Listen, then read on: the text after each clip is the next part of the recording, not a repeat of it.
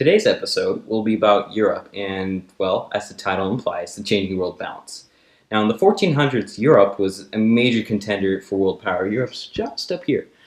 And it was important to remember that it had a lot of influence over the surrounding areas, such as China, India, and Africa, too. But before we get to Europe, we must talk about the Arab Caliph. I know, our old friends. We learned back in, chapter 6, 7, 8, 9, 10, 11, 12. A lot of chapters. But anyways, about the 1300s, there was a lot of religious leaders that were, shall we say, prolific. And that the Islamic Caliph was kind of in a decline. And while they didn't fall out once, similar to Rome, they had a gradual fall because they were so big. Similar thing happened to Islam. Their religious leaders cracked. They stopped listening to scientists, and their economy was not too great at the time. But even as the Arabs fell, I should say, the Ottomans tried to fill in that gap where the Arabs used to be, and they didn't quite, hit the home run, make it up to the mark, whatever analogy you want to use. They didn't really make the cut, because at the height of the Arabs' power, they were powerful, influential, they were kings of the culture, they were just really good in general, but the Ottomans didn't live up to that. Mr. Pittman, what were the Mongols doing at this time? Now, to answer your question, Andrew, the Mongols were dealing with other civilizations at the time. They were dealing with China trying to kick them out and resisting the growing threat of other civilizations. And not just their growing threat of their own civilization, but to their power as a whole. Mr. Pittman, why do people let landlords have so much power?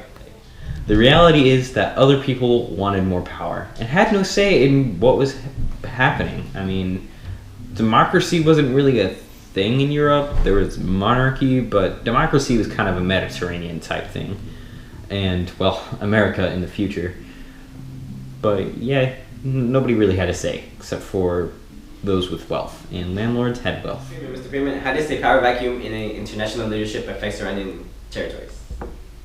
This could change the people and their growth rate in civilizations. A decline in politics means a decline in many other fields such as economics and the creation of laws. And without certain political figures, they would be lacking some legislation and economic laws and a variety of things. A power vacuum is really just not a great idea to have for any civilization. Important to note that China was also under the heel of the Mongols, but even at this time in 1368, the Mongols were dispelled from China and China could continue its trade with the rest of the world. Alright, so also we should know that the West isn't the world power right now. They're actually kind of not that powerful. They're not really innovating. It's just out of the dark ages, so they're still trying to kind of waking up from all the witchcraft and sorcery, and let's believe everything the church says, because yeah, that's a great idea. And Italy, Spain, and Portugal are going off to the Americas. They're discovering, well, the Americas, and killing the natives there.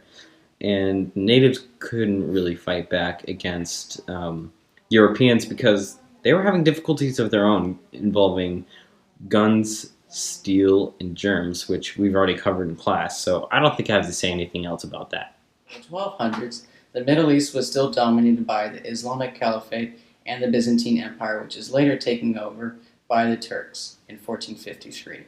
And the Abbasid Caliphate was later taken over by, of course, the Mongols.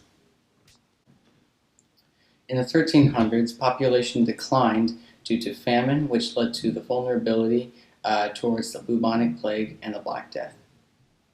In the 1400s, most of Europe became more innovative and stronger in government and politics from the 100 Years' War.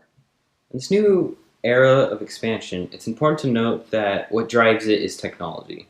Technology to win bigger and better battles and faster. And to support this new advancement of technology, they had to support their economic structure, such as trade in metals and wood, but also in luxury items, surprisingly. I know you don't think that would be a part of technology, but it is. And to support this, Europe had to find some more gold to pay for these new acquisitions. And another problem with the trade for Europe and other surrounding territories would be that the Muslims controlled the land routes, and this meant that they had to find new maritime trade to circumvent the Muslim trade routes. All right, so now let's talk about the Renaissance. The Renaissance was an age of enlightenment. That's another term for it, but it was very pronounced on secular ideas, and artists just could generally express themselves more. They were more non-focused on just the religion aspect and serving God and respecting the church, that they took time to consider their own needs and well-being. But it's important to know that secularism is not the only point in the Renaissance. There was also religion was still very prominent, but this is not to say that artists were the only people benefiting during the Renaissance. The merchants were also very influential and powerful. And they didn't just make money; they helped society. They put on events and supported the arts and went to plays. There was a revival of Latin culture, and it was just really optimistic era. I mean, it was just really great.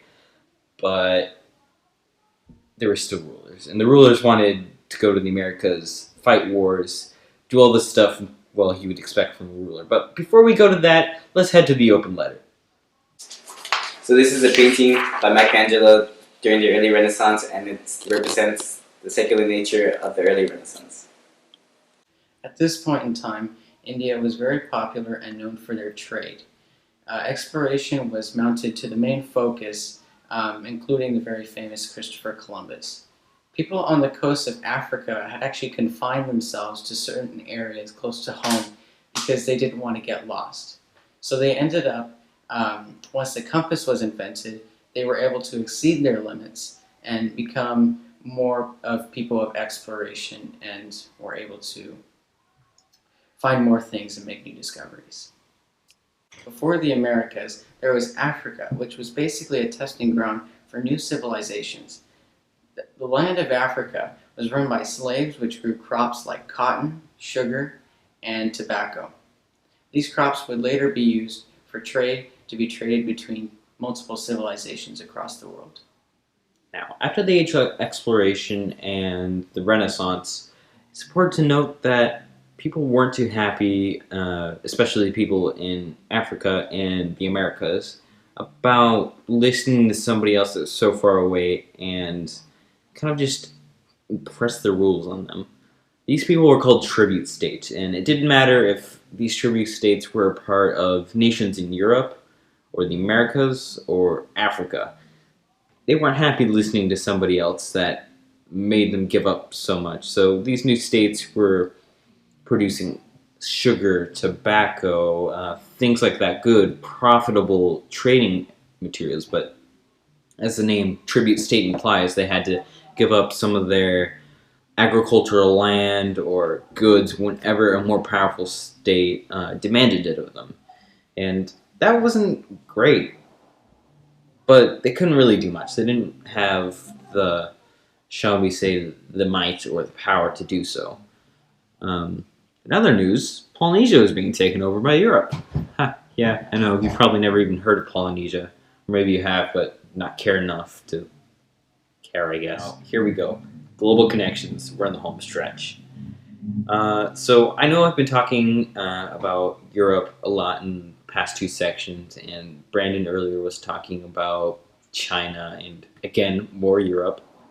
But Europe wasn't the only big thing at this time. It's important to know that Europe isn't the only superpower. A lot of people like to say that Europe was the most important thing over on the old world, which is the West. But it's not the most important thing. You have to consider the Muslims, who, by the way, when we mentioned in the beginning of the video, were falling apart, but they weren't completely destroyed. Their missionaries and trading partners were still trading with them, and missionaries were still spreading their religion, Islam, because it was still very popular.